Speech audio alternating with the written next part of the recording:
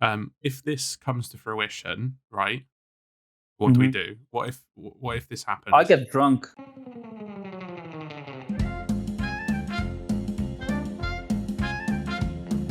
Welcome to the official, unofficial Sea of Thieves podcast, a podcast dedicated to Sea of Thieves and other rare games, but mainly Sea of Thieves. And I might sound a little different today, but rest assured, Captain Blubber hasn't developed an accent and a speech impediment. It's just me, AShinyRay, taking the role of host today. So recently, we were blessed with a second Sea of Thieves novel, Heart of Fire. This was once again written by Chris Alcock, who you may know as the author of Athena's Fortune, the first Sea of Thieves novel. The book was marketed as the origin of Captain Flameheart, and it kinda does the job, but there's been some debate on how satisfied we are with this. But more importantly, there's been some disbelief in the community. And to discuss the origin story in depth, I am assisted by the original host of this podcast. Hello, it's Captain Blubber, the original host, as you can tell. You said there's some disbelief in the community about this story, but it's just the two of us, isn't it? There's been some people in Discord, and I've discussed it with a few other people that aren't really sure about it. All right, interesting. All right, good to know that we're not the only ones then. Yeah, it's we'll get to the reasons why. I think the viewers and listeners should understand why we think this. Hopefully, by the end of the podcast. Yep, will be cool. Cool. So, before we head into the main body of discussion, we have some shameless begging to do. Making the podcast costs more money than what we get back, unfortunately. So we do have an update on the posters. They're almost finished, so they will be up for sale soon. You can always send a super thanks too as a way of supporting the podcast. Anything is much appreciated, and we'd like to thank you for your amazing support so far. And of course, even if we don't get anything, we're still going to make the podcast. We love it to bits. So yeah, that's pretty much it for begging. It's a short section today. So before we get into the actual discussion, I will go over a really brief summary of the origin story of Flameheart, which is found in the interlude of the book. So let's get started. Flameheart's earliest memory was hitting other boys with sticks while living in his village. Flameheart was a bully, but he didn't know how else to act. Eventually, when he was older, two men of the Grand Maritime Union had come to his house after his father had been accused of acts of piracy, a man he had never met. His possessions were seized as a form of repayment and was told he could not serve his country. He gave one of the men a bloody lip, and the other had to crawl back, he was beaten so badly. Flameheart would sit at the docks and watch the sailors. He watched them for days, until one day he stormed aboard a ship, killed the captain, and threw the first mate overboard into the harbour. They set sail immediately after this. He took the name Captain Flameheart, for men would whisper how fury would burn in his chest every time he saw the sails of the Grand Maritime Union. He attacked them viciously, carving a path through them with burning ferocity. So much so, no one would take the bounty offered for his life. Flameheart disappeared to sail the Sea of Thieves, looking to challenge the pirates who made their homes there. They made for far better sport than the Grand Maritime Union. Flameheart left behind a grand estate with his vast wealth that he plundered. One day, though, he attacked a ship on the Sea of Thieves, and there he found an infant. He could never remember the reason why he did it, be it guilt or a way to continue his lineage, but he took the orphan under his arm, issuing his crew to sail quickly out of the Sea of Thieves. He made the child want for nothing, as we see in the tales from the Sea of Thieves. This eventually caused his influence to wane, so he decided to return to the Sea of Thieves. He set his eyes on the Burning Blade, a legendary vessel at the time. His crew eventually secured positions on board, and then eventually overthrew the captain and drank from the cursed chalices locked away in an obsidian casket. The curse slowly took hold of the crew, and visits home became less frequent and important for Captain Flameheart. The crew had accepted their destiny. Captain Flameheart, the Skeleton Lord, was born. And that's pretty much it. I know how I feel about this, but Blubber, what about you? Do you like the origin story? Well, I don't believe it. But belief aside, do you like the story? Like, just sort of setting a precedent here, whether it seems like we're being biased or not. Well, the first time I read it, I was a bit disappointed by it because I've said it many times, like the novel would have been the origin story of Flameheart, and then we get this interlude. Like, up until the interlude, we got very little of Flameheart, just, whispers, and we had the prologue, we had a lot of Flameheart there, but still it was mainly a ship. And then finally we have the interlude. We know his origin story. Let's go, and it's just so boring. It's like the typical sailor story. It could have been just a normal guy finding his way to Sea of Thieves. Well, obviously a Flameheart supporter, but like, is this the origin story? He was just a bully, and then he just adopted this, this son for no reason. It's like we're deliberately missing information, or there's something more to this story. It's not as clear cut as we think it is. So for me, I also don't believe it, or I don't believe this is all of it. Obviously, I think that's somewhat what's happened. The issue I find with this is that when I was reading it, I like saw the interlude and then realized it was about Flamheart, and like my heart was pumping. Like, is there going to be a reveal here? And when I finished the interlude, I was like, so we don't really know what happened with the captain. We don't really know what happened with this. There's loads of gaps here. There was no like interaction between Junior and Flamheart, which was what I was hoping for in the book. Yeah, not even a word. Not even a word between Not them. even a word. He does reminisce about some certain things later on in the book, but he doesn't go into detail about this relationship, and I think that was a missed opportunity. On the other hand, I want to say that they might have cut some stuff out of the book to leave for the adventures. I felt like this book was probably going to be a lot more fleshed out before adventures were conceptualized. How do you feel about that? Oh, I never even considered that actually. That could be like, when do we think Chris started writing this? Oh, I think it was over 2 years ago. I think it was in 2019. Hmm. Yeah, that would make sense. It takes a long time to write a novel, especially since he's not known as an author. He writes video games. And this is his second novel ever. Well, he did help with other books, obviously. So it can take a long time to write something like this. Yeah. My thoughts on it as a whole, and we'll briefly go over this just to not go on a tangent. I think that after Heart of Fire and then A Pirate's Life, I think Flameheart's story has been changed a bit to fit the adventures. So obviously the pacing would have been set up if it was already written, of course, it would have been written for Tall Tales, right? So Hmm. the way I see Athena's Fortune is that it's supplementary to a big slab of Tall Tales that came out shortly after it. But Heart of Fire is now written to accommodate a story that unfolds each month, and there's meant to be reveals each month rather than a block that's released of like 9 Tall Tales all at once.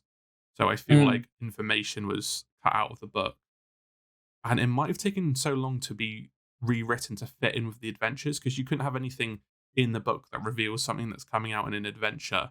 And we've had delays and that sort of things happened. So maybe in that case, because the development's always shifting, they've done that to accommodate these adventures that are, say, releasing later this year. Hmm. Yeah, it could be. Like the thing is, we don't know the writing process, right? Like I'm sure, like Chapman is also very involved with the novel, and I think Chris takes a lot of cues from him. And I think with Athena's Fortune, they also obviously explained their ideas for the anniversary update, because there's a lot of hints and setup for those tall tales, especially with the Gold Order. And maybe something similar happened here, and then the plans changed, but it could have originated the same. So put it this way, you know how we've had some seasonal content interlude with the story, right? So Legend of the Veil was kept back, so it made sense in the story. So here's what I find weird now. We've had this delay of season 7 and subsequently season 8 to November. Now the adventures sort of the adventures work alongside some of the season content, right? So Hmm. if season 8 has anything substantially to the story instead of like Captaincy, like Legend of the Veil, this story would have season 8 would have originally come out. Let me think about this. Would have been just after Adventure 7. So the story for Adventure 8 and 9 needs to happen before season 8, if that makes sense. Do you follow? Yeah, I do. Yeah. Because without the delay, it would have been out at the end of it'll be out. Well, at the time of recording, it's the 26th of August. It would have been out in like 4 weeks' time at the latest. It could have been out next week for all we know. Um, Mm. so yeah, I don't really know how the adventures work in terms of the story content in seasons. It's really strange. When you add the novel into the mix, it becomes even more like, how have they managed to get this story done? If that makes sense. Yeah, a little bit. But you have to keep in mind that only the first three adventures really, impacted the season as well with the sea forts, right? Like those were clearly connected. Like the sea forts appeared because of the weakening of the veil, and that was what, the first sets of adventures were about. And the second set of adventures with Merrick, that was kind of separated from the seasons, wasn't it?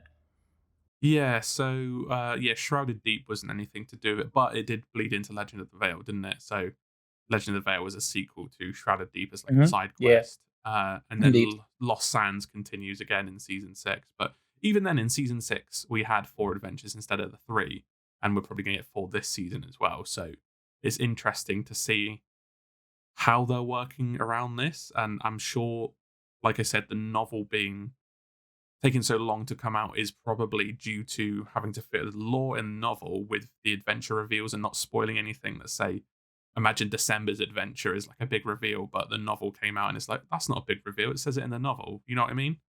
Hmm. But yeah. Yeah. Um, anything else But to say all on that?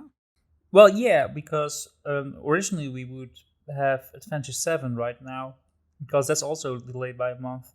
So 7 would have come out in the same month as the novel.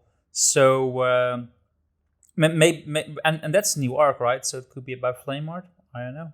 Could that be in connection with the novel? Because the date for the novel never changed. They set this August date, and they didn't delay it. That's correct, right? Yeah, so I think what's happened here is that the novel didn't need to be delayed because it had a good chunk of sort of buffer between the adventures. So, say the novel doesn't really come into play till Adventure 8 or Adventure 9, whatever you want to say. They probably prepared for that so they wouldn't spoil any adventures with the novel. Yeah, could be. Yeah. Oh, who knows? I'm sure one of the developers would be happy to reveal this when all's said and done. But, we're just speculating here. This isn't fact, by the way. I would love to know it. By the way, the thought process behind piecing together a novel. Yeah, and how that sort of interludes with adventures, but that's a whole nother topic. But what we're actually talking about is Flameheart's origin story, and I'm quite receptive to the idea that this isn't all of it. And what I was surprised about, which we'll cover quickly, is that Blubber was always playing devil's advocate, and he still does, to my theory, way back from season 4. And now, funny enough, despite the origins of Flameheart seemingly, let's say, debunking the theory, it's Mhm. actually produced more evidence for it and also won some people over to my theory, which is strange. So off the back of that, why do you not believe this story, Blubber? Well, I think a better question would have been why I started believing you. Uh, Yeah, we can go with that. because quickly for the people that are not in the know, like you have a big theory about that Flameheart and the warrior, like the ancient warrior, are the same person, and an extension that also means that Flameheart also used to be the same Sea King, since the warrior, it's confirmed in the lore, was also transformed into the Sea King. And I was always skeptical about this, like too many characters, too much together. Flameheart wears a pirate hat; he's a pirate. So even though I like your idea, because some of the stuff you did find out on your own was pretty compelling, but it was never enough to fully convince me yet. Now I start reading the novel, and at the back of the novel, it's a Flameheart origin story. It's there in big letters, and we get so little of Flameheart, but what we do get is a lot of the warrior. So the entire book, from beginning to end, it's always about the warriors. There's some subtext about the ancients, which are also coming more to the foreground. And suddenly, I'm starting to see all these connections. I'm like, why put these connections to the warrior in the novel if it's about Flameheart? Like, there must be a connection. So it just makes sense to me now. So yeah, I turned around a little bit. I always liked it, but now I'm seeing the connections myself. Yeah. I think it's hard as well from a bias point of view for myself that when I'm telling you stuff, you always say it's confirmation bias, which, to an extent it is true. We still Mm-hmm. don't know if this is the case at the time of recording. But on the other hand, when you read the novel and you don't have my influence there, you're free to make connections yourself. So it's from a less biased point of view. Obviously, it's in the back of your head because we discussed it Mm. before, but it's not me breathing down your neck and saying, "Oh, look at this, look at this." It's you looking at things yourself through your own Mm. lens and then making your own assumptions, isn't it? Yeah, no, it totally is. Like if I found something else, I would have told you that, but just makes sense. And having said that, I'm not saying I'm convinced that Flameheart and the Warrior are the same person. I'm not there yet. Um, but there is a connection, and we can't deny it. Yeah, so that's interesting. So it could be as simple as that there's some sort of reincarnation there, or he is the same person or symbolism, etc. But at the very least, there's a slight connection, I think, be it through, they're going to ally up, or I don't know, they're going to have a link or be relatives, descendants, something like that. Or even just Flameheart just believes what the warrior believes because he knows his story. Something as simple as that. But there's a connection, I'm pretty sure of that. So to start off, before we actually get in the novel, we'll go over some brief connections that were made before the novel came out, sort of around season 4 and onwards. And this is stuff that's it might be mentioned in the novel itself as like a rebuff to the idea, but this is all evidence you can find in game and in out before the novel came out. So, first key connection is quite simple: betrayed by their own kind. So, Flameheart was betrayed by pirates. Allegedly, we didn't really know in the Seabound Soul. And the Siren King or Sea King or the Great Warrior was betrayed by the Merfolk and the Ancients. He was murdered for siding with the Siren Queen and falling in love with her and turning into a siren himself. It was turned into a Merfolk himself, which was against their belief system. So they butchered him and they actually lured him out of the water using the Siren Queen's voice and they bound him in his bones. So, yeah, what are your thoughts on that then? Do you think that's just a coincidence or do you think there's a slight connection there? Well, see, this is the part where I get skeptical again. Because with the bones things, right? Like, sure, the warrior was the Sea King. Like, I'm not arguing that. But if we think like the Sea King is also Flameheart, which should have been after that, then we are with those bones, which presumably trapped the soul of Flameheart. And then the next question is, how did his soul or his essence or whatever you want to call it, how does that get transported in his regular skeleton body, which Pendragon actually freed? So this is always the connection that where I'm like, all right, so maybe there are some leaks in this theory. My view on that was always the negative space of, we have allegedly the Siren King's or warrior or whatever you want to call it, the Sea King's soul was trapped in the bones and then managed to get to the chest of 1,000 sorrows. Or Mm-hmm. 1,000 sorrows, what is it? Everlasting Everlasting. sorrow. Mm-hmm. And between that period of it being rescued from the vault by Dimitri and the Silver Blade crew to the Siren Queen getting a hold of it, who's to say in any of that negative space that the soul wasn't released at some point? Because I can't imagine the Gold Hoarders having access to a chest of the Grey Warrior's soul. They just took that. But then again, the Order of Souls took Brixie's skull and the Gold Hoarders. So stranger things have happened, Yeah, it could be, but we don't have confirmation. We have no text to back this up yet. So this negative space that needs to be filled in. So that's a bit of an issue of the original theory. So, okay, so this one I like. So in the Stars of a Thief Tall Tale book, you get a description of all the constellations. One of them is the Great Warrior, and he's depicted with a spear above his head. They have a short bit of flavor text there, and Suds describes him as the Great Warrior. His thirst for war lives on with a question mark. So that's a really strange thing to put for someone who's dead. Yes. I don't know how your thirst for war can live on if you're dead. So, granted, we know he's not, the Great Warrior is not officially dead because he was bound. He's not gone to the Sea of the Damned, has he? So that could be what it's referring to, but it's a really strange thing to denote in the Tall Tale book. Am I right?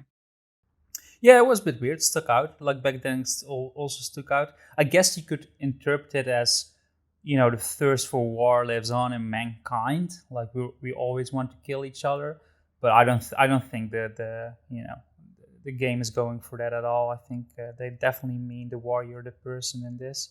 And yeah, he lives on? Question mark. So, yeah. What else is there to say? Exactly. Yeah, and as a little bit of supplementary text from the Sea of Thieves Top Trumps card. Yeah, we're going into deepest lore here. It describes Flameheart as having a thirst for war. So, could be similar or it could be coincidence. And if you want to sort of top that, Flameheart's love of battle has grown into an all-consuming obsession with war and conquest. And this is listed on the Sea of Thieves website with the characters who's who. That was published when Adventures started, so new players can understand who's who. So they're doubling down on it, aren't they? They're making sure we know that Flameheart likes fighting, he likes war. Yeah. And it's so emotional too, like raging fire, warmongering, thirst for battle. Like those sound like emotions and not rational thoughts. And I always saw the a burning heart or a flaming heart as a symbolism for burning and raging emotions, because the heart is emotional and the brain is logical. And I think maybe he acts on his emotions, which we will discuss a bit further when we talk about the Duke connection. So here's a really simple one. He claims he was born to rule the Sea of Thieves, as we hear when was it when the ghost fleets, when the Flameheart World event was still active. That was one of his voice lines. Mhm. And so Flameheart sees himself as a king. The Sea King was a king, so you can see the connection there that they both Yep. And one again, believes to be. Sorry, go ahead. yeah, this was one of those things I was skeptical of as well, because born to rule, like anybody can say that, right? If you have a desire big enough, and I know Flameheart has big desires, so I was skeptical at first as well. But then, indeed, the connection with the Sea King, born to rule, who was born to rule a king, and the warrior was also the Sea King. So there you go. Yeah, and if you think as well, the Sea King wasn't born as a Sea King. Like when he was reborn, should we say, as the Sea King, that could also mean him being born into the role, but as Hmm. in a sort of unnatural way, as we see. Yeah, I guess so. And maybe you also have like warriors, like a warrior king is not unheard of. And we do know this is a bit far fetched maybe, but the ancients they had a king, and it could be that the warrior, because of his prowess, could have been next in line, maybe. Possibly, his title itself seems to be one of like really high regard in the ancient society. Hmm. He's obviously that important that he's mentioned in the constellations, and he's a subject of a lot of their stories. So if it was on a pyramid, maybe he's like on the second step of the pyramid near the top. Yep, If it's that's what like I'm a thinking. caste system. Yeah. Cool. So he also swears vengeance on the merfolk, but we didn't really have any connection during the Seabound Soul with Flameheart and the merfolk. And actually, I will briefly say this because it's a point here. We don't really get that in the novel either. So that's a really strange line, isn't it? Yeah, it is. Like again, the only connection we have is obviously again with the Sea King, because they were at war, the Sirens and the Merfolk, and the warrior, the Sea King, chose the side of the Sirens. So that could be the reason why he hates the Mer. True. And I assume that the merfolk would have conspired to kill him as well because they would have to share some sort of magic in order to kill him because he was so powerful. Yeah, I guess so. And they Yeah. also believed it to be unnatural as well because they both sides of the merfolk and the ancients believed that turning the great warrior into the Sea King would damage the harmony in the Sea of Thieves. So I. they're both on the same page in that regard. But the warrior was changed into the Sea King by the Merfolk gems, which were created by the Mer and the ancients, right? I think it was Yeah. just the mer who created them. All right. Let me look that up, because I'm pretty sure the ancients were also involved in this. Is this Um, from the no, Duke journals? no, the Suds journals. I have it here. You sent me this actually. An accord between the ancients and the merfolk, their wisdom combined. Combined in what? A container, something capable of holding immense power. The glittering gems, a fire within to turn the warrior into the Sea King. What else could they contain? A power wielded by the ancients, a power that first forced the sirens to slumber. Um, so I don't know, like an accord between the ancients and the merfolk, their wisdom combined into what? Maybe the gems. Yeah, that's a good one. See, I don't even read what I send you. I just send it without thinking. So thank you for reading that properly. And they also use the term a fire within to turn the warrior into the Sea King. Like a fire within. And we're talking about mermaid gems. Like, why would you use the word fire? That's a bit, You can use it as a phrase to say a fire within, like a power within, but it's why didn't Sudge just say power? Is he, Yeah.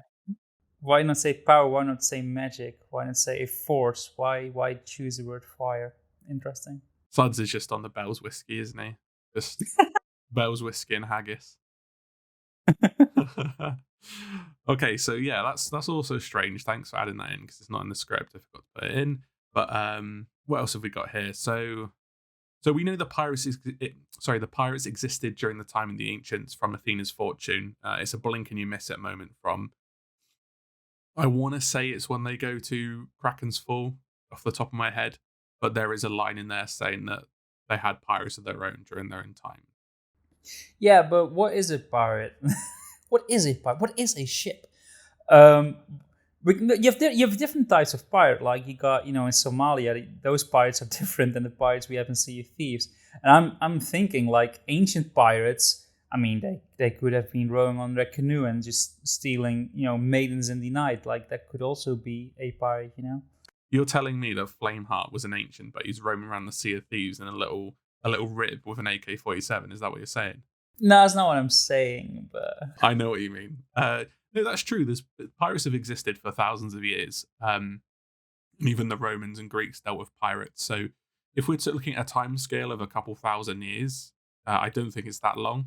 It would make sense that, say, if 2,000 years ago the ancients were in the Sea of Thieves, pirates existed in our world 2,000 years ago. So it's a small thing and it's a point to make, but it's not damning evidence. Do you agree with that? yeah, I agree with that. Yeah. Like you said, pirates can mean anything. Okay, so the warrior is also depicted with two swords, and we know Flameheart is also always depicted with a sword in any media he has. Again, point from the book, he has a sword in there and he uses it. Doesn't seem to use guns. You also mentioned there is a depiction as well of him with a spear. We see that in the constellation, and we see it in a Tall Tale book, but the constellation has two swords.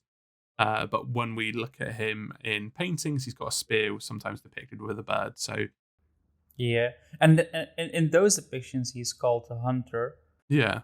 We're dropping so much lore on our listeners today. Can you tell the connection between the hunter and the warrior?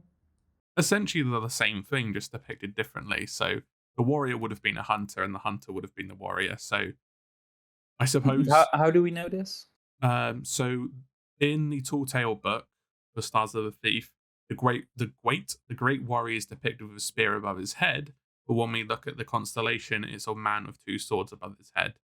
And again, from the book, I'll just spoil it. There's possibly the great warrior possibly appears in a memory there, and he's got a spear on his back. Oh yeah, you got that. Yeah, so I think it's just obviously as stories evolve over time. Even the ancients aren't, perfect at retelling things. So the warrior and the hunter, the same person, just depicted differently depending on where you look. I assume with the swords, it's probably easier to make a constellation out of it than a spear. I don't know.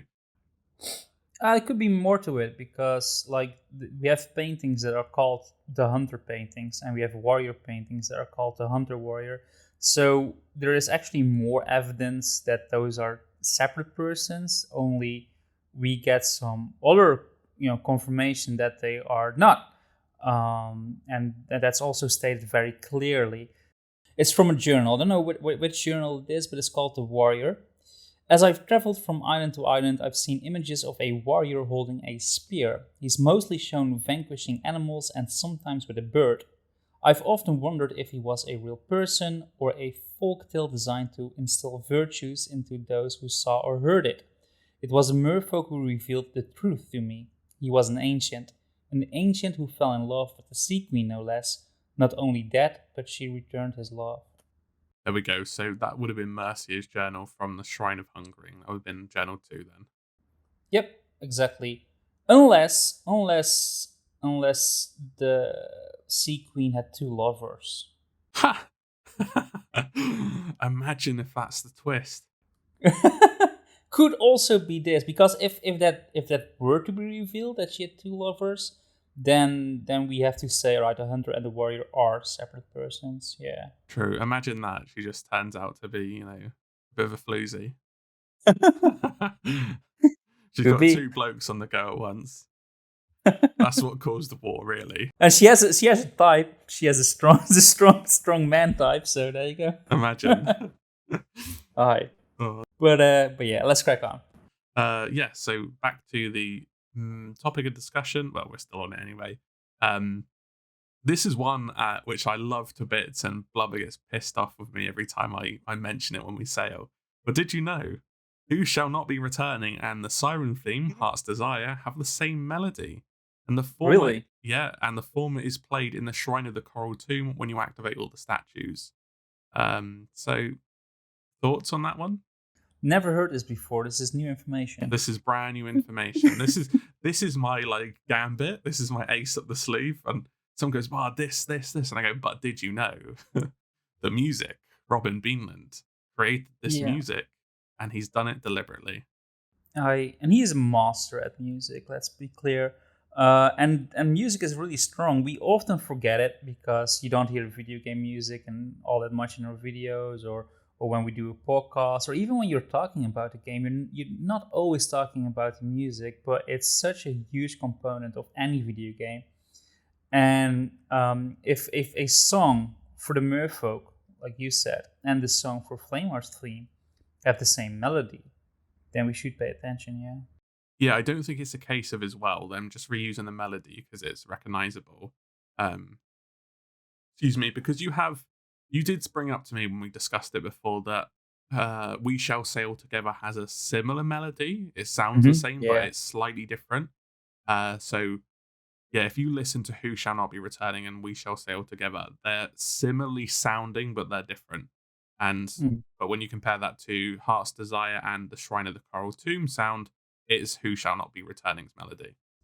Heart's Desire is Flameheart's theme. No, Heart's Desire is the one that plays when you swim down to the sunken pearl. Yeah, that's true. Yeah, with the song with the text as well, right? Yeah, that's the Siren Queen's theme. All right, gotcha. Or I interpret it too. It sounds like she's singing it. Yeah, gotcha. Yeah. Yep, cool. So this one's a weird one, and I only came across this because I was looking on the Sea of Thieves wiki. Shout out Sea of Thieves wiki. The runes of the Reaper's Bone sails, the front one, there's an unknown one on there, but the three that we can understand translate to Sea King Ship. Now, is that Sea King Ship or Sea King Ship? Sea Flameheart Ship? What do we think? Yeah. Well, no, it's Seeking. As in, like, I mean, seeking is a noun, like the seeking. Yeah, like the Seeking. It would be so weird because King is the rune for King is slightly higher than the runes for Sea and Ship. They're you can say Sea and Ship are next to each other, and then you have Sea Ship with King above. But then who the hell calls their ship Sea Ship? Like, do you have a river ship as well and a lake ship? No, it's just so weird to say this is my sea ship. So I don't know. I think a Sea King ship. They could have had so many runes on there, like pirates or eternity. They do have unknown runes on there. Don't get me wrong, but you don't reckon like they've gone, what should we put on there? Sea because it goes on the sea. King, Flameheart's a king, and ship because it's a ship. Like it's strange, isn't it? Like. Yeah, there are runes for flame and fire, right? Yeah, you could put resurrection, flame, cursed. I think cursed is on some of the stuff, but yeah, I've got the rune here. Sorry, I've got it on my keyboard. I've got new keycaps.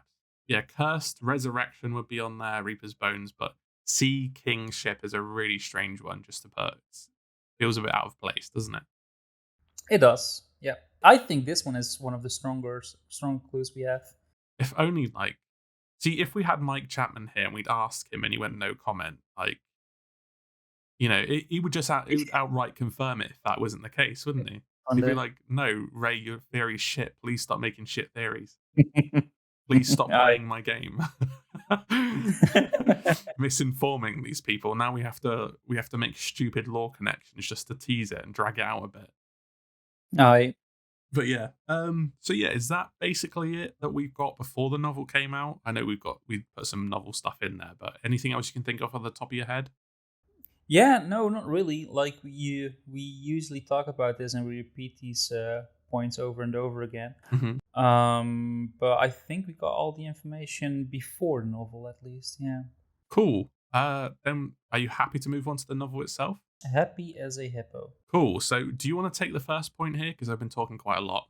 Oh wow! Well, that's very nice of you. But the first point is actually something I I did not really pay that much attention to in the novel, so I really think you should take this.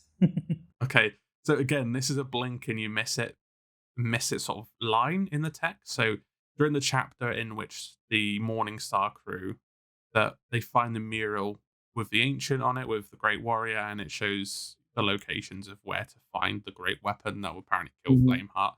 But And this was on no, Devil's Ridge, right? yeah, Yeah. so there's a small passage that mentions that along with the pictures that we're used to seeing, aka the paintings of the warrior, there's also some, I think they describe it as scratch-like script that they couldn't read.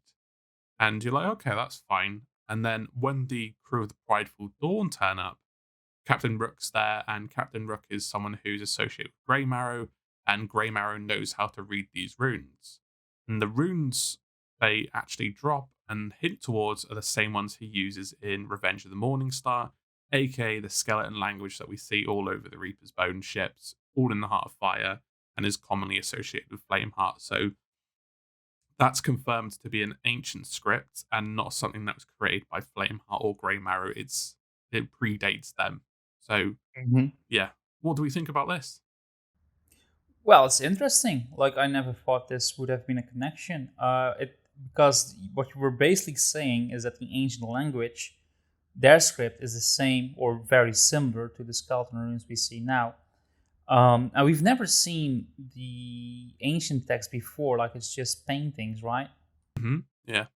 So that was a bit of a reveal. I always thought that the if you turned into a skeleton, your mind just got twisted and you lose the knowledge of writing, and you just have to refer to something a bit more basic, hmm which still is not really because there are more runes than there are letters, so it's actually harder. But that's how in my mind, like runes, it's old, so it should be simpler, and that's why skeletons use runes. But apparently, it's an ancient language, so that's interesting, and that's all I have to say about it. Yeah, it's strange as well because we see obviously Grey Marrow uses them as a cipher to hide his location and use it as a code. So we don't really know his connection to it entirely, other than that he likes using it. Hmm. But do we assume that all skeletons can read skeleton runes? Um, I don't know because Duke couldn't read them, could he? Oh yeah, that's true. Duke couldn't translate them. But then we do have the Gold Hoarder uses them in the Tall Tale book, and Briggs, I guess Briggsy does as well. So Hmm. maybe it's a language you do learn becoming a skeleton lord because the curse is ancient in origin, possibly. I guess so. And Duke wasn't the Lord, so maybe. I assume he was a lord because he kept all his memories and his sanity. Well, he wasn't Duke. He was a Duke. True, true. Ah, I, but s- I see that as one step lower than a Lord. Duke's his name, his nickname, isn't it? Yeah, well, given by Flameheart because he likes royal terminology. Yeah, but the Duchess is a skeleton lord as well, isn't she?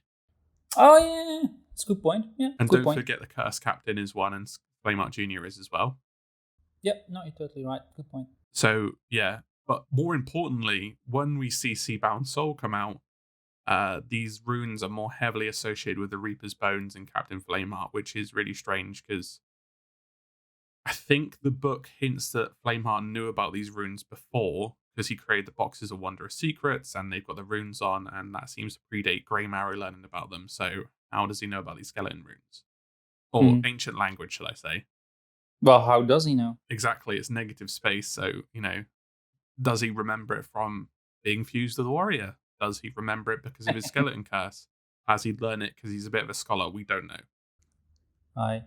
But if he did learn it because he was a warrior or there's some other connection, like how do all the other skeletons and skeleton lords know it then? True, it can be a bit of a moot point, but again, this could come into the fact that they've rewritten this to accommodate Flameheart's story, but we simply don't Mm. know. It's all negative Th- space. yeah, that's also what I think. I think this was not planned from the beginning, the skeleton runes and the ancient language being similar. No. Is there anything else you want to add about it? No, I just want to learn more about how the skeletons learn it. Same here, actually. I think that's going to be a good plot point for an adventure coming up soon, or maybe a journal. A journal will do. Uh, Journal will do, a yeah. journal will do it. But yeah, we've got the Box of Wondrous Secrets as well. It's not really a big point, but Duke makes a point in saying that the Boxes of Wondrous Secrets are made from arcane materials that no one really knows about, or no one on the crew at least knew about. But Flameheart knows how they work, so maybe he knows why they work, if that makes sense. Maybe he learned the ancient magic or knows inherently about it on how to use them. Yeah, he seems like the master of those boxes because, uh, excuse me, we do know Wanda and Amaranta use the box, but we also know Flameheart used the box, and I think it originated with Flameheart, the first uses. Well, he owns the master box, doesn't he, of the captain's logbox? Yeah, that's your theory. Well, it is called the Captain's Lockbox in the book, so and it is described as different to being the Boxes of Wondrous Secrets. Excuse me, it is described as being different as the Boxes of Wondrous Secrets, and he receives stuff through this lockbox. So I assume it's slightly different, and that's the master one. All right. Don't you think all boxes of wondrous secrets can also move objects? True, but I think his one is the master one and is connected to all of them. Yeah, could be. I'm still not convinced on that, but could be. Yeah. It could make sense as to why Wanda can communicate with Amaranta because she has that from when she dived down to the Burning Blade, maybe. Mm-hmm. Yeah, that's also the connection I made. Yeah, she found the remnants of the burning blade. She found the cannons, but she also found a box of wondrous secrets. It is Um, it is funny when you think about it though, because them using the Box of Wondrous Secrets to communicate probably suggests that Flameheart probably knows what they're doing. If we're going to yeah, go a layer deeper, him yeah, contacting, or should we say, his influence is obviously in either the lockbox or the burning blade or something like that. And when he's in the Sea of the Damned or trapped in his own remains, he seems to be contacting Wanda when she turns into a skeleton.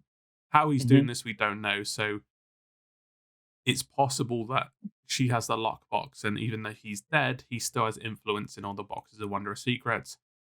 And then that yeah. results in him knowing, even when he's in his remains, trapped in his remains, he still knows what's going on in the outside world as long as they're near a box of Wondrous Secret. I do think that if Wanda had the box before, I don't think she communicated directly, like with the lid open. But we also know from the novel that even if the lid is, a little bit, a little bit to the side, it's enough for Flameheart's words to influence you. And Duke hears these words, but he's not really sure if he's dreaming them or actually hearing them. And the same could have happened with Wanda. Yeah, we see from her journals that she seems to take on the emotions of Flameheart being really angry. Yep. So that could be based on the lockbox. It could be the cannons of the burning blade. Yeah, it could also be, but yeah, could also be. Yeah, maybe both. Possibly both. We'll see. It was written in 2018, so it could be retconned by now. Aye, indeed. Aye, Oh, exactly. cool. Anything else to say on the boxes of Wondrous Secrets?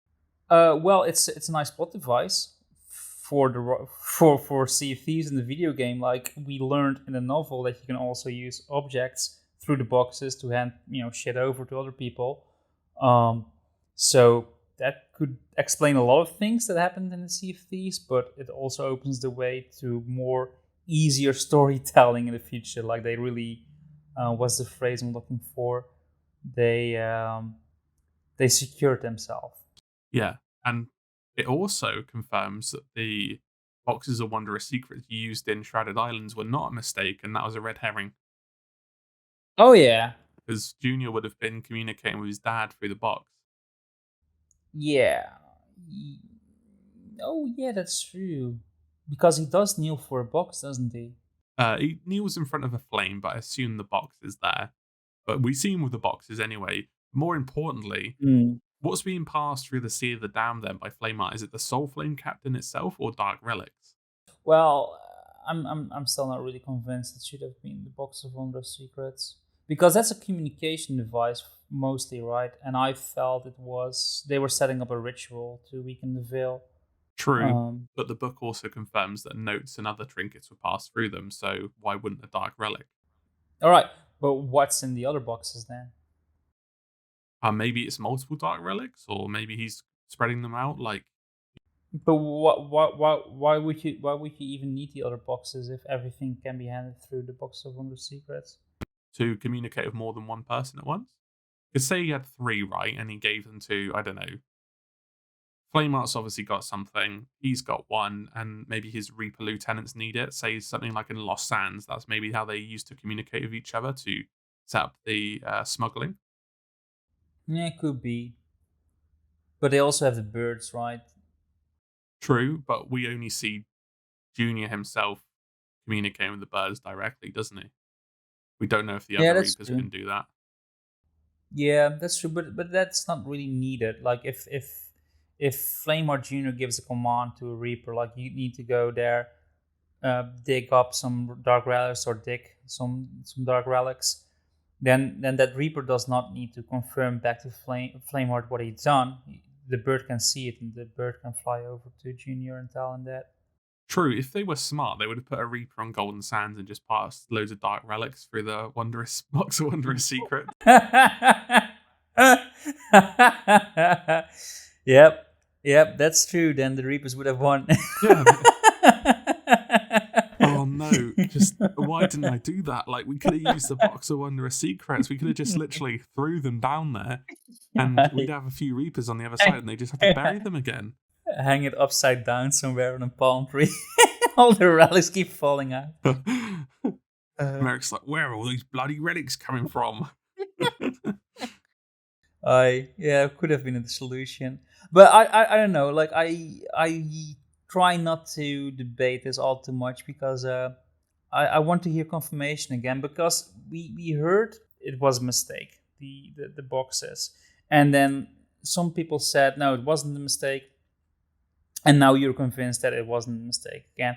And at this moment, I don't know for myself. I just need to talk to my sources again and talk it through before I debate it further.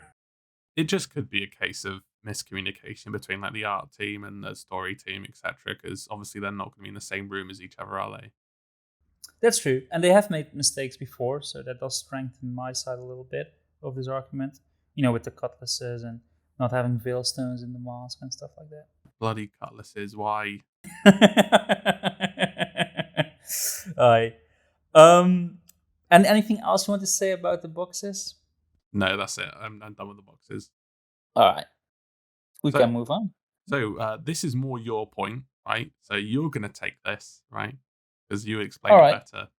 Oh well, we already hinted at it before throughout this podcast, because the warrior is depicted multiple times in the novel, and like I said in the beginning, it feels like from beginning to end, like every 5 pages or something like that, there's a mention of the warrior. At least it feels like that, and they are traversing in the footsteps of the warrior. They're trying, the crew of the Morningstar are trying to find this weapon to defeat Flameheart, and the keys they found, they depict, they're the triangular keys we've seen before, but they also depict the warrior on them, right? I think so, from memory, yeah. Yeah, like I've only read the novel once, so I hope I'm correct. And of course they see the paintings on the murals. They also depict the warrior, and let us not forget, when they actually do find the weapon, it's a ship, and it's presumably the ship of the warrior. And it would make sense, of course, like a weapon being a ship and being also the ship of the warrior. It just makes sense. Yeah, what I find funny about that is as well that when they're solving the puzzle to go into the Sea of the Damned, it's a story about the warrior again. Like, I think you said it as well, that there's so many different ancients you can depict, or so many different star signs you use, but the warrior is always being used.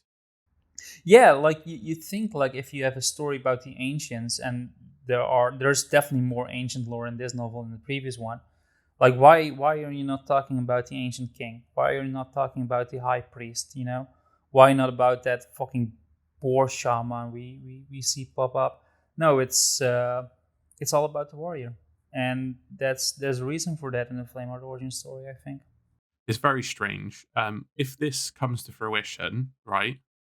What do we do? What if this happens? I get drunk on grog, and I will first call you and say, "Oh, you were right all along," but I'm happy I was there to follow you. and then I got drunk, and that's what I do. And then I messaged Falker and saying he's wrong and he should quit his channel. You'll rise into a new pirate life as a law king of a new age. No, it's literally such a long shot, and imagine like they're doing the writing, like how are we gonna make Flamheart interesting? Like, yeah, But there has to be a reason. He's so boring to me because he's just a warmonger, just a bully, just I kill and sink everyone. I don't even take the loot. He doesn't even take loot in the novel. He just wants to kill and burn, and I still don't know his reasons. Like he's interesting enough. I like it when he's on screen. Like he really draws attention to it, so I like the character enough. But I don't understand his motivations, and as long as I don't understand that, he comes off as one note, and you don't want that for your main villain. Presumably main villain. The captain could be the main villain, but we'll see. True. I think a reveal of that magnitude wouldn't be put in a book. Yeah, I agree. Yeah. Seriously, like, like Gold Hoard of Veilstones, that sort of level. This is like that times 20. Like, imagine that the pin just drop in there, like mic drop moment. And it would make sense that they're giving us the clues, but not the connection yet. And then in the game we do get more clues that will complete the picture, and then we can say as one of the first, there it is. It could also be that Chris has watched the video and thought, we're going to troll this guy, we're going to make him think he's right. That's what you get for making videos trashing some of our stuff, you dickhead. Have that. Maybe. I'll keep it in the back of my mind. You could be onto something. The reveal comes out that he's not it, and then Chris just tweets me saying, haha, dickhead, just that. But anyways, like a lot of depictions and mentions of the warrior, and it all comes down to when they go to the Sea of the Damned in the novel and find that ship.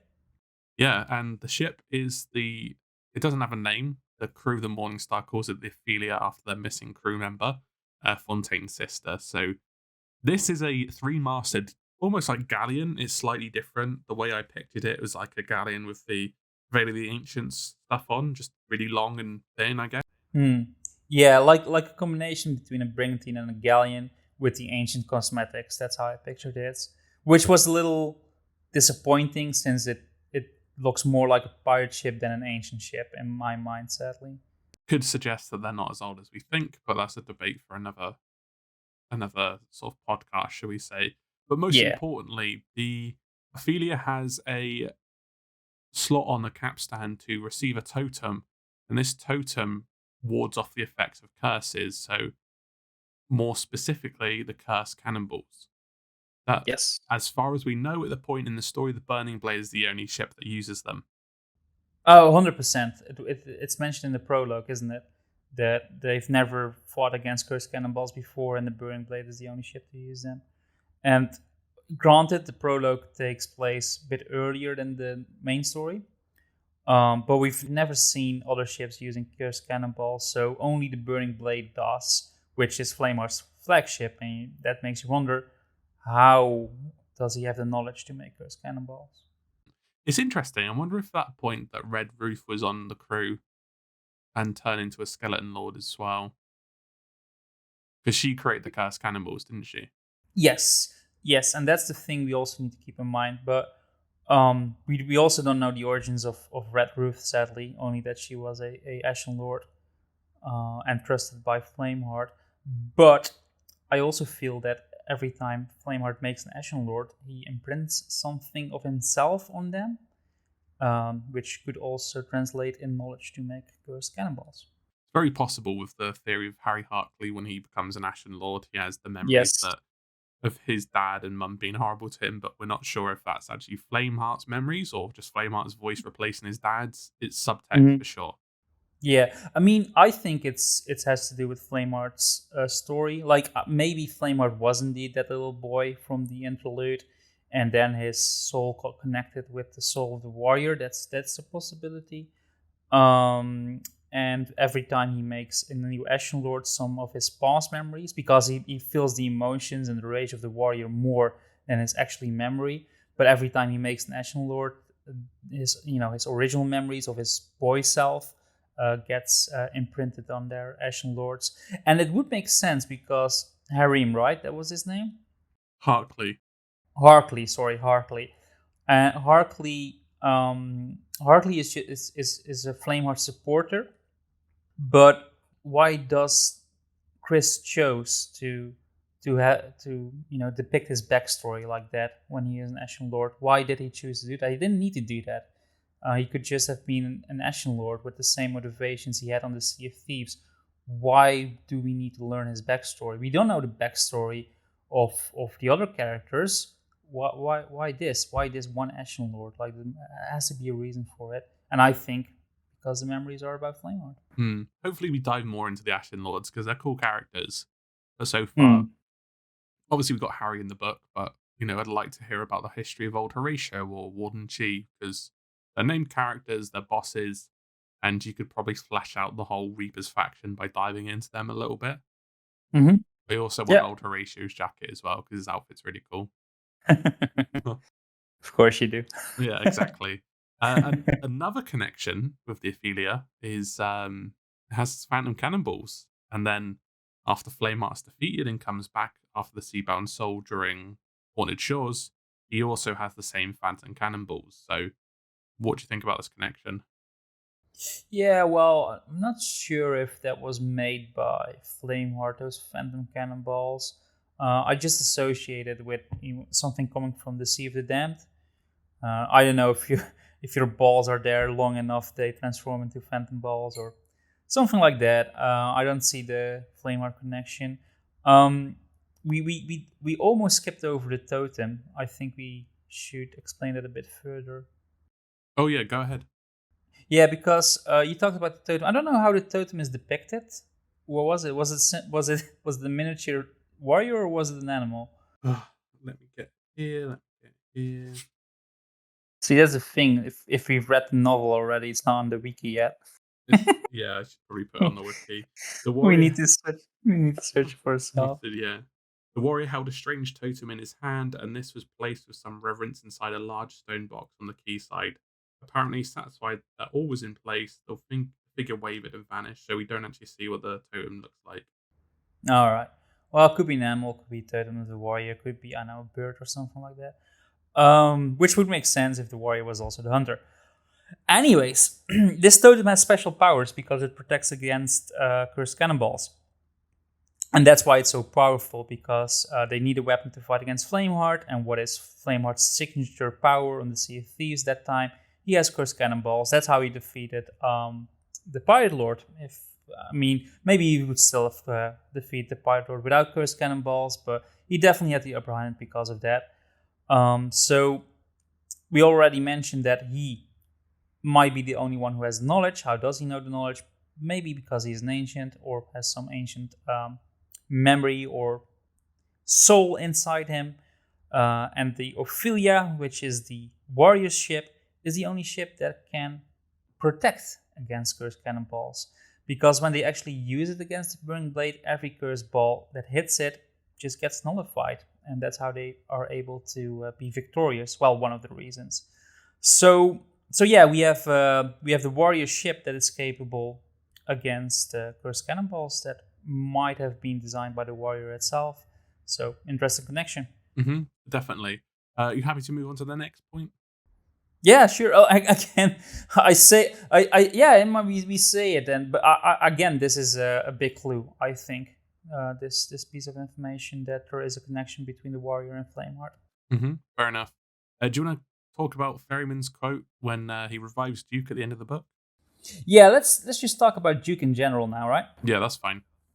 Because do you want me to take it? Yeah, for sure. Because this is the biggest clue to me, at least. Because I already mentioned that the Ashen Lord might have had memories of Flameheart, and why write it anyways in the novel? It's a weird choice unless it has connection to Flameheart. The same thing happens to Duke, which actually was the biggest reveal in the entire novel. At least that's how I felt it, because we learned that Duke used to be a skeleton and he used to work for Flameheart. And not only this, he also he got remorse. He was like, maybe Flameheart is And I don't mind being a bad guy, but Flameheart is a little too bad of a guy. So I'm going to betray him. And that's what he did. But he killed himself at the very end. He sacrificed himself to kill Flameheart. And what happens when you die, even when you're a skeleton, apparently, your soul goes to the Sea of the Damned. And that's where the soul of Duke stayed for a very long time. He doesn't remember this because we always forget our memories in the Sea of the Damned. We just wake up at the ferry. So Duke wakes up at the ferry, sees the ferryman, and the ferryman decides to give him another chance. I think he's just impressed with his self-sacrifice, but also he needed to atone a little bit for his sins because he was part of Flameheart's crew at one point. So maybe that's the reason why he needed to wait a very long time. And I think the time is about 10 years, I feel. Because, it takes place 9 years before the Seabound Soul or 8 years before the Seabound Soul. And then Duke got introduced in the second year or maybe the first year of the game, but not at the beginning. So about 10 years, let's say. And the ferryman gives him back a body, a human body, but with a twist. He says, you get a second chance, but I'm going to wipe your memory. So you have no idea how you got here, but you are free to do whatever you want in the Sea of Thieves right now, for good or bad, I don't know yet, but here's your second chance. And he also tells him a second chance is not a guarantee. Freedom always has a price. And again, why have this big reveal about Duke? Why have this big origin story about Duke that's even bigger, way bigger, I feel, than the origin story of Flameheart, which the novel should be about? So why put it there? Well, because there's a connection, and that's what I believe. Yeah, you summed it up perfectly. I just have a small point to add. It Sure. sort of sets up the possibility for Flameheart having memory loss, which is actually teased throughout the book. So in the interlude, he's sort of vaguely remembering his story. He doesn't really remember certain things he's done. He vaguely remembers respecting the Pirate Lord. Never mentions his son at all. It can be interpreted by his skeleton curse causing the memory loss. It could also be a result of his resurrection, either before the skeleton curse, when he was born, at any point during the timeline. And I I think the whole memory loss thing and the second chance, and that people can get new bodies even if their old ones are destroyed, Yep, seems to indeed. imply it sets up a universe that can accommodate this resurrection theory or reincarnation theory. Yeah, indeed, and especially when considering that he looks like a pirate, right? That's what that was one of the things I was skeptical about. Like, why Flameheart can't be an ancient because he has a pirate hat and he looks like a pirate. He doesn't look like an ancient.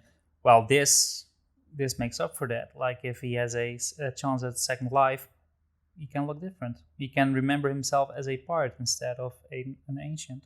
Exactly, yeah. I think this is quite one of the strongest pieces of evidence as well.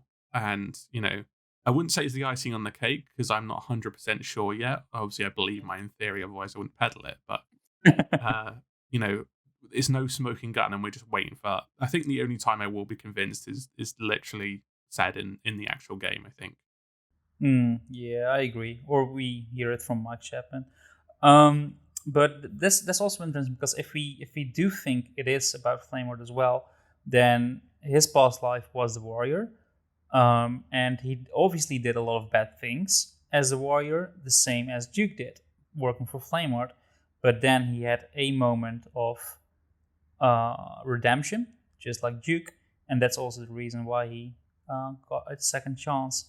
And I think his soul, or whatever you want to call it, was trapped in the Sea of the Damned longer than Duke's soul, way longer, because he needed to atone way more. True, true. See, we don't know. Actually, we assume Flameheart comes back before, if he is the warrior, before he comes back. Comes back before the ferryman because we know the ferryman doesn't exist while he defeats the pirate lord. But That's the reason why it took so long. possibly, but it could also mean there's other ways of getting back, like the Veil of the Mhm. Ancients. You've got Veil Stones. There's so much more that can cause a person to come back. And we know the soul never made it to the Sea of the Damned, so it could also be released after that. Or I think the soul being split is more likely. Um, Mm. We have not seen that before, like soul splitting. Yeah, but it's possible. Flameheart could Mm-hmm. be the rage of the warrior, and what's left over is the good side. So, you know, maybe that's the overall goal of Flameheart Jr. with the ancient prisoner, etc., is to make him whole again, and that'll cause his resurrection. We don't know. We'll probably find out in the next few months anyway. Aye, indeed. And again with the memory loss too. Duke also just appeared in the Sea of Thieves. Like we don't know how he got there, and the same phrasing is used for Flameward as well in the beginning of the novel. Like there's a Captain Flameward, but nobody knows how he got in the Sea of Thieves. Is that in the prologue that is mentioned? I think so. Yeah, yeah. No, nobody knows how he got there. Just like Duke. Duke was there one day, drinking his grog. There we go, got it. So, her current commander, too, was an enigma. Known as Captain Flameheart by those out in the wider world, he had made his mark as a bold and merciless pirate who gave no quarter any who crossed his path. As far as Ramsay knew, Flameheart had made no attempt to plunder treasures to increase his own fortune, nor did he visit drinking dens to mingle with his fellow pirates.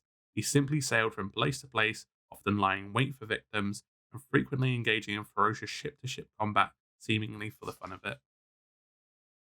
So that was before he even became a Skeleton Lord. You kind of missed the sentence where it said he just appeared. That's in there somewhere as well. Da. See, we looking this up for you guys.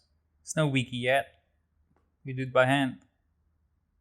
She sailed out from behind the island at last, a galleon with rich crimson sails and a hull of the colour of old charcoal.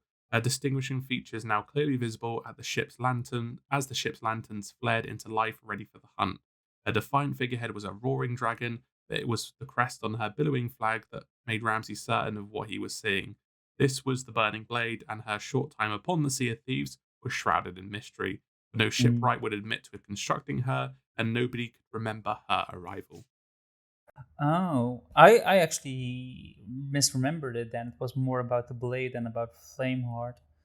Well, but It's weird that no one knows who built the Burning Blade, and we know the Captain had her before, so yeah, that's true. And it has cursed cannonballs, which might have been built in secret. yeah. So the jury's still out on that. We're not really sure what's happening, but Aye, it's still a point to make. aye, indeed, it just appeared. Clear. So I Aye. think that pretty much covers it for the theory. There is just one last point I want to make, and it's a bit of a long shot, and it's the True. parallel between Belle.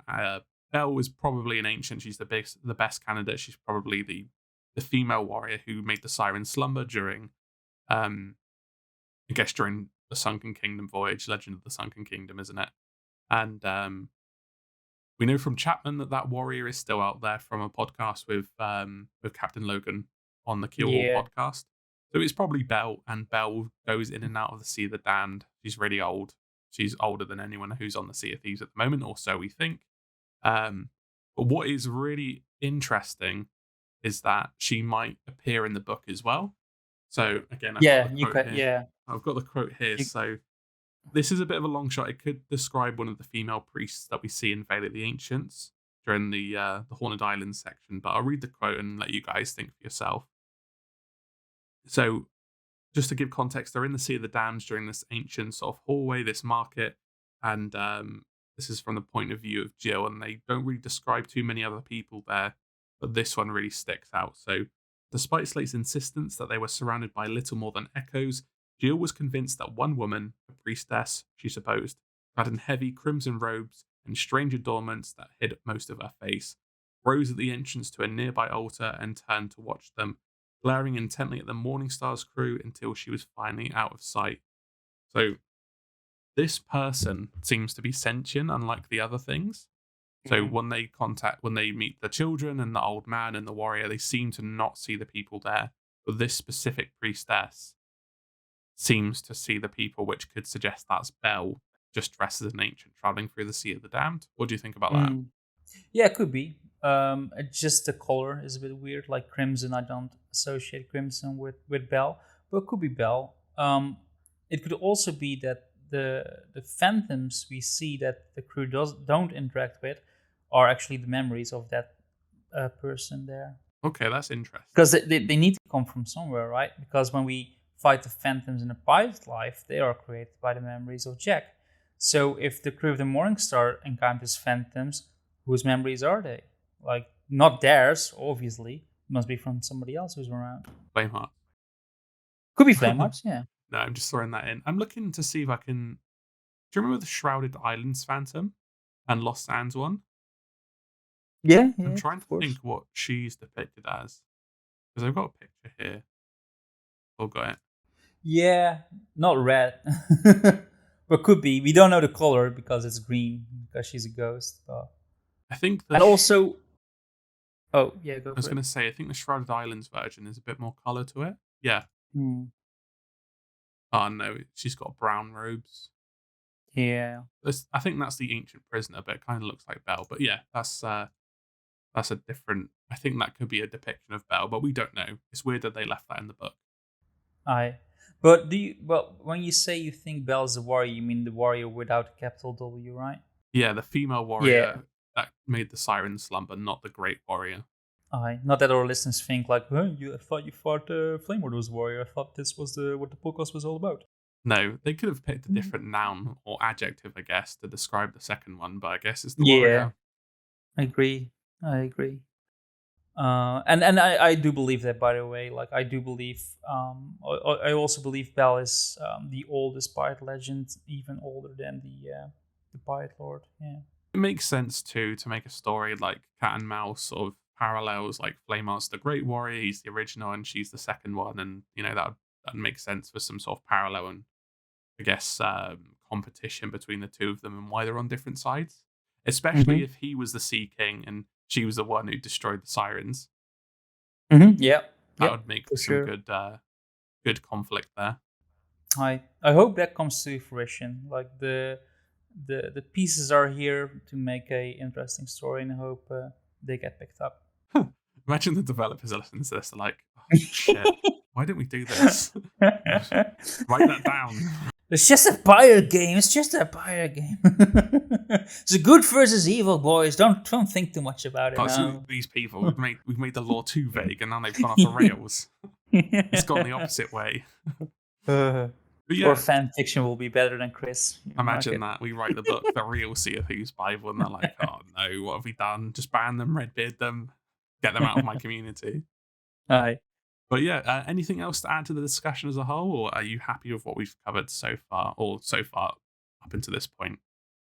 I'm just thinking, like, I've said my piece. The only thing I want to say is that I'll also make a video about it.